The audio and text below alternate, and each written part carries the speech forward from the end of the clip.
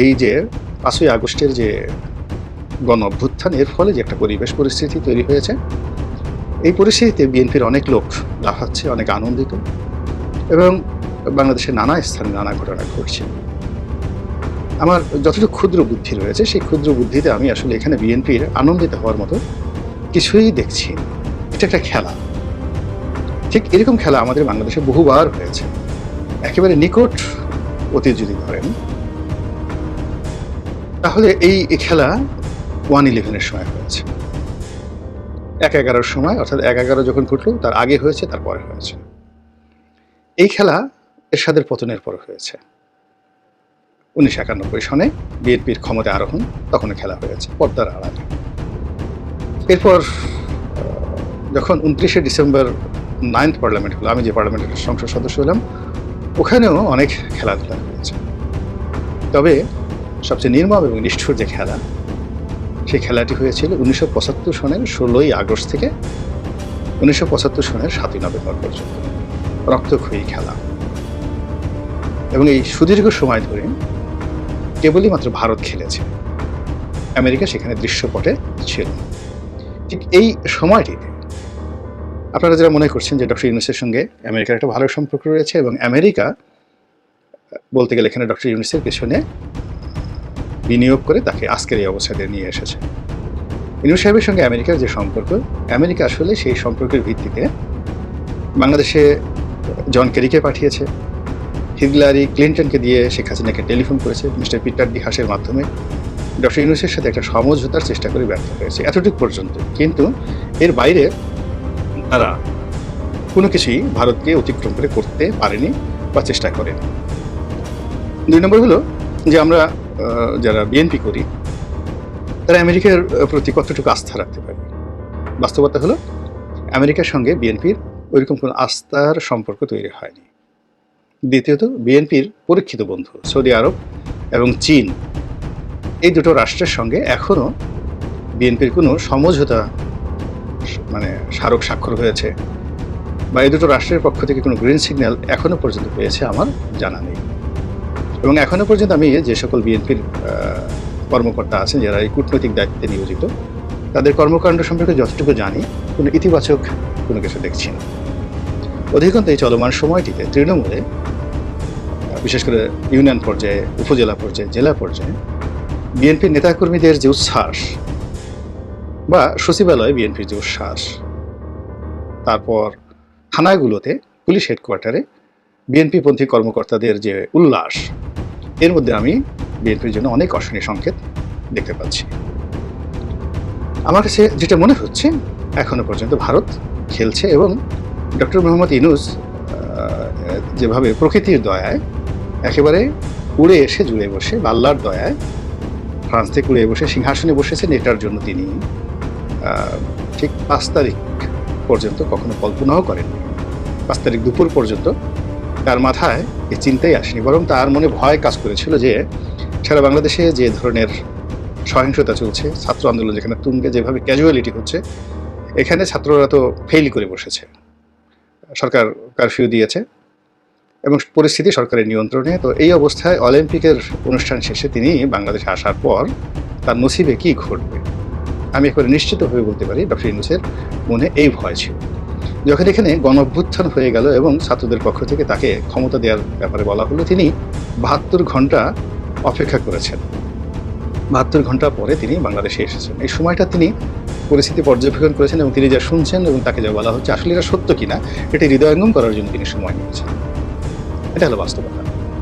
এরপর তিনি যখন বাংলাদেশে এসে বসেছেন, অনেকগুলো ঘটনা, এয়ারপোর্ট থেকে তাকে পিক আপ করা, তাকে গণভবনে নেওয়া, উপদেষ্টা পরিষদ সিলেক্ট করা, সব মিলিয়ে তিনি আসলে খুব কম সময় পেয়েছেন। ফলে আপনি দেখুন যে এখানে যারা যারা এসেছে, তার গ্রামীণ ব্যাংকের ঘনিষ্ঠজন তারা যারা রয়েছেন, এবং খুব অল্প লোকজন আসছেন, এবং ছাত্রদের মধ্য থেকে যারা উপদেষ্টা হয়েছেন, অন্যান্য যারা হয়েছেন, এখানে অনেকগুলো পক্ষ কারা যে কলকাঠি নেড়েছে বা এখনও পর্যন্ত নাড়ছে। কেউ কেউ ডেইলি স্টারকে দায়ী করছেন, কেউ কেউ প্রথম আলোকে দায়ী করছেন, কেউ 1/11-এর গন্ধ পাচ্ছেন, কেউ ভারতের কথা বলছেন, অনেকে আবার আমেরিকার কথা বলছেন। আমার বিশ্লেষণ হলো, সেই ১৯৭৫ সনের ১৫ই আগস্টের পর যেভাবে ভারত খেলেছে, এখনও পর্যন্ত ভারত শুধু খেলে যাচ্ছে। এবং তাদের এই খেলার পেছনে অনেকগুলো লক্ষ্য রয়েছে, উদ্দেশ্য রয়েছে, এবং সেই উদ্দেশ্যগুলো বোঝার মতো ক্ষমতা হয়তো তৌহিদ সাহেবের আছে, যিনি পররাষ্ট্র উপদেষ্টা আছেন, তার আছে। আলী ইমাম মজুমদার সাহেব তারও আছে, এই দুজন লোকের আছে। বাকি ফজল কবির সাহেব যিনি নতুন হলেন তারও আছে, বিকজ এই আমলারা দীর্ঘদিন ভারতের সাথে একেবারে যে সম্পর্ক, বাংলাদেশের সম্পর্ক, এটার কূটনৈতিক প্রসপেক্ট অ্যাসপেক্ট এবং অন্যান্য যে জিনিসগুলো রয়েছে সেই জিনিসগুলো তারা বুঝেন। কিন্তু সিদ্ধান্ত নেওয়ার ক্ষেত্রে, বাস্তবায়ন করার ক্ষেত্রে যে চেইন অফ কমান্ড দরকার, যে রাজনৈতিক প্রতিশ্রুতি দরকার, যে রাজনৈতিক সংগঠন দরকার, এটি ডক্টর ইউনূসেরও নাই বা এই সরকারের কোনো ব্যক্তির নেই। ফলে চোখের সামনে অনেক কিছু তাদের ঘটবে এবং তারা বলবে যে তুমি চলে গেলে, চেয়ে চেয়ে দেখলাম, আমার বলার কিছু ছিল না। এই গানের মতো এই তাদের জীবনে অনেক কিছু ঘটতে থাকবে, একটার পর একটা। আপনি চিন্তা করেন যে সুপ্রিম কোর্টে যে ঘটনাগুলো ঘটল, অর্থাৎ প্রধান বিচারপতির অপসারণ, অ্যাপিলেট ডিভিশনের বিচারপতিদের অপসারণ, নতুন বিচারপতি নিয়োগ, অ্যাটর্নি জেনারেল নিয়োগ, এগুলো সবই কি আপনার মনে হয় ডক্টর ইউনূস সাহেবের কথা মতো হয়েছে, ইচ্ছায় হয়েছে, বা জনাব আসিফ নজরুল সাহেবের ইচ্ছায় হয়েছে? কীভাবে হলো এই জিনিসগুলো? কিংবা এই যে দেখুন, অনেকগুলো জেলাতে এখন মামলা হচ্ছে, একটার পর একটা মামলা হচ্ছে, বা এই যে গ্রেপ্তারগুলো হয়েছে, ক্যান্টনমেন্টে যারা আছেন তাদেরকে বিভিন্ন জায়গাতে নিয়ে প্রায় প্রতিদিনই একটা করে নাটক তৈরি করা হচ্ছে। এই নাটকের পরিকল্পনাকারী কি ডক্টর ইউনূস? প্রশ্নই আসে না। কে চালাচ্ছে? কেন চালাচ্ছে? কেন মানুষকে আহ্লাদিত করছে, উত্তেজিত করছে? একদিকে সালমান এফ রহমান সাহেবকে ধরা হচ্ছে, আনিসুল হককে ধরা হচ্ছে, আবার অন্যদিকে লুঙ্গি ড্যান্স এই গান 14 আগস্ট রাত্র থেকে বাজানো হচ্ছে। একদিকে সাম্প্রদায়িক উত্তেজনা তৈরি করা হচ্ছে, ভারতীয় মিডিয়াগুলোতে প্রচার করা হচ্ছে, অন্যদিকে দেশীয় অস্ত্র নিয়ে হাজার হাজার মানুষ টুঙ্গিপাড়া, কোটালীপাড়া সহ সমগ্র যে গোপালগঞ্জ জেলা, সেই জেলাতে উত্তাল একটি পরিবেশ তারা তৈরি করে রেখেছে। সারা বাংলাদেশ চলছে একভাবে, গোপালগঞ্জ চলছে আরেকভাবে। এবং সেখানে সেনাবাহিনীর গাড়ি যেভাবে পোড়ানো হয়েছে, কোপানো হয়েছে, এবং তার বিরুদ্ধে সেনাবাহিনী কোনো ন্যূনতম অধৈর্য দেখায়নি। কেন? এরপর সারা বাংলাদেশের সেনাবাহিনী এবং বিজিবি এখন ডিপ্লয় করা আছে, এই মুহূর্তে ডিপ্লয় করা আছে। কিন্তু আপনারা গিয়ে দেখুন তো যে সেনাবাহিনীকে কোথাও মুভ করাতে পারেন কিনা উপজেলাতে। আপনার বাড়িতে একটা দুর্ঘটনা ঘটেছে, আপনি গিয়ে একটা অভিযোগ গিয়ে দেখেন কী হচ্ছে। থানাতে গিয়ে একটা মামলা করতে যান, জিডি এন্ট্রি নেবে, মামলা নেবে, আর বিএনপির যারা লোকজন যদি কেউ মামলা করতে চান, এক মুহূর্তে আওয়ামী লীগের লোকের বিরুদ্ধে মামলা নেবে, কিন্তু কোনো অ্যাকশনে কেউ যাচ্ছে না। পুলিশের কাছে সাহায্য চাইলে বলে যে আমরা এখন বাইরে যাব কী করে।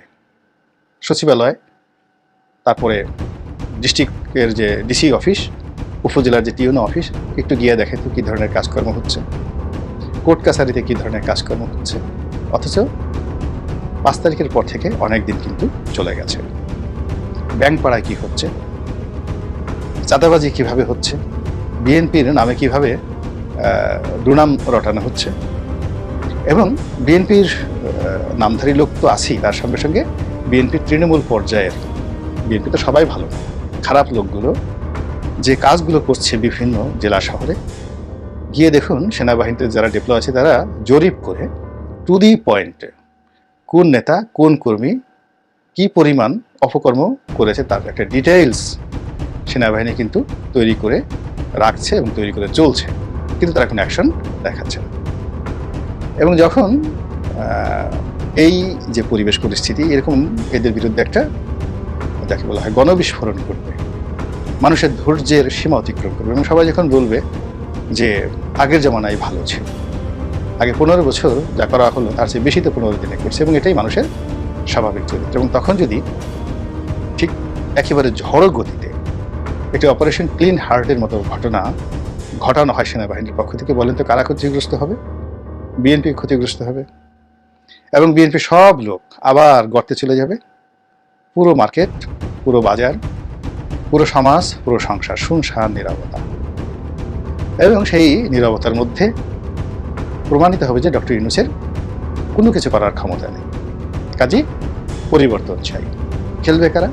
ভারত খেলবে, এবং সেই খেলার জন্য তারা নতুন খেলোয়াড় আনবে, নতুন রেফারি আনবে, নতুন মঞ্চ তৈরি হবে এবং আমরা বসে বসে দেখব আর লেমন জুস খাবো আর ভাববো এটা হলো কি করে, আর এটা কিভাবে হলো তা বোঝার জন্য আপনার একটু অতীত থেকে সেই বললাম যে 1975 সনের 16ই আগস্টের গণভবন দেখেন, বঙ্গভবন দেখেন, ঢাকা কেন্দ্রীয় কারাগার দেখেন, ঢাকা ক্যান্টনমেন্ট দেখেন, তারপর যে ঘটনাগুলো ঘটেছে রাজনৈতিক দলগুলোকে দেখেন, জাসদকে দেখেন, ওই সময়ের জাসদকে দেখেন, তাহলে আপনি বুঝতে পারবেন যে প্রকৃতি আবার ঘুরে ফিরে একই ঘটনা, একই পরিবেশ, একই পরিস্থিতি আমাদের জন্য এনে দিয়েছে।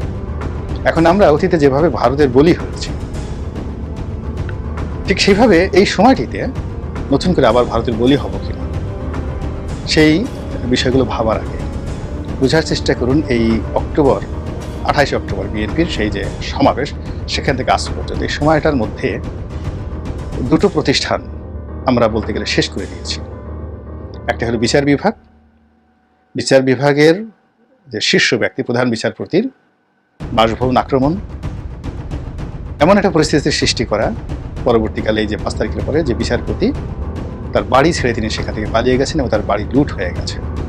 আবার বিচারপতি এবং তার সাঙ্গপাঙ্গ যারা ছিলেন তারা পদত্যাগ করতে মুহূর্তের মধ্যে আধা ঘন্টার সময় পান। শেখ হাসিনা 45 মিনিট পেয়েছিলেন, তারা 30 মিনিট পেয়েছেন। এই সময়ের মধ্যে তারা পদত্যাগ করেছেন এবং এখন পর্যন্ত কোথায় আছেন আমরা জানি না। এরপরের ঘটনা পুলিশ। এই দুটো প্রতিষ্ঠানকে যদি অন্ততপক্ষে 1-1.5 বছরের জন্য অবদমিত করে রাখা যায়, ডিমোরালাইজ করে রাখা যায়, এবং এই দুটো প্রতিষ্ঠানের যদি কার্যক্ষমতা না থাকে, তাহলে যে বিশৃঙ্খলা সমাজে তৈরি হবে, তার ফলে প্রতিবেশী দেশ হিসেবে ভারত যে লাভবান হবে এতে কোনো সন্দেহ নেই। আর সবচেয়ে ক্ষতিগ্রস্ত হব আপনি, আমি, সাধারণ জনগণ।